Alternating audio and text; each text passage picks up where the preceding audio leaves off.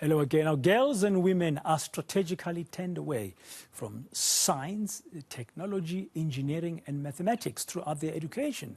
And this limits their opportunities to get into these fields. Women currently make up only 28% of the workforce in science, technology, engineering, and maths, otherwise known as STEM. Hoping to help bridge this gap and present more opportunities to women across Africa, leading technology education provider ALX Africa has announced its first ever all-female software engineering cohort. This in celebration of tomorrow, which is International Women's Day. That is, of course, the 8th of March. Let's discuss this a little bit more now with Candice De Melo, Senior Investigator and Project Leader at the Drug Development Center at UCT. Good afternoon, Doc, and welcome to today here on eNCA. It's like a positive story. I mean, but the gap is still very, very huge. What inspired you to do this year in marking the 8th of March, International Women's Day? Good afternoon, Dan, and thank you for the opportunity to talk to you ahead of International Women's Day. So this is a day that is celebrated globally to honor the contributions of women and advocate for gender equality. So the theme this year is a really interesting one, embrace equity. So this recognizes that we don't all start from the same place. So although gender equality seeks to provide equal opportunities for females and males, embracing equity means providing someone with the opportunity and resources that fit their specific needs and circumstances to reach the equal outcome.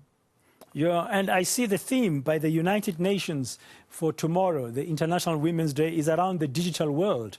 And it's digital, innovation and technology for gender equality.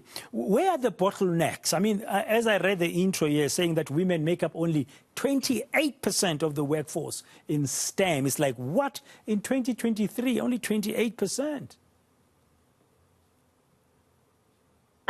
Yes, I guess it's quite a complicated thing. So males and females are both capable of excelling in STEM.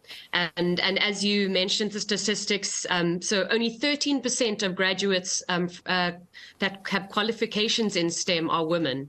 And this is a discipline in South Africa that is already experiencing a great shortage.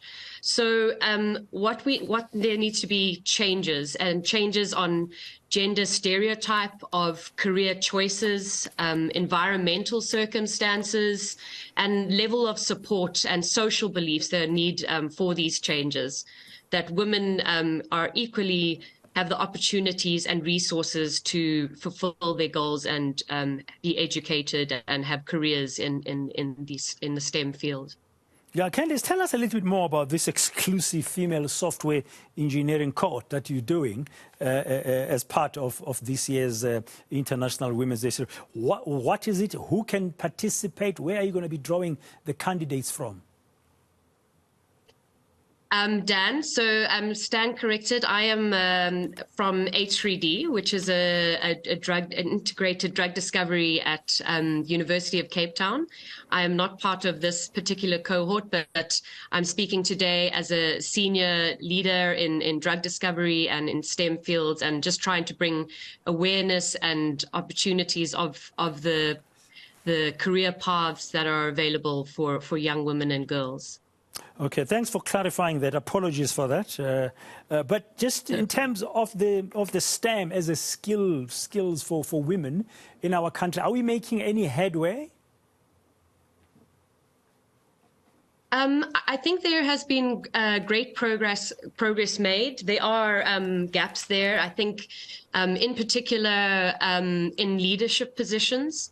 So although there, for example, within our institution, there are almost equal amount of male and female scientists, there are, when you look at the numbers of management, that is where the gaps are. And what we really need to do is provide mentorship and positive role models, and also a workplace that is amenable for women to carry out their successful career in science. So providing equal opportunities for them.